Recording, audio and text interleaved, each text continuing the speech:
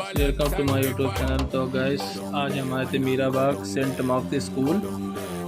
तो मिशी में गैस नहीं थी तो हम पहले प्रेशर डाल के गए थे 350। आज जब यहाँ आए तो इनडोर की तरफ निकला 345, आउटडोर की तरफ भी निकला 345। तब इसको प्रेशर उड़ा के अब कर रहे थे हम वैक्यूम। तो वैक्यूम हो रहा गाइस, ये देखिए।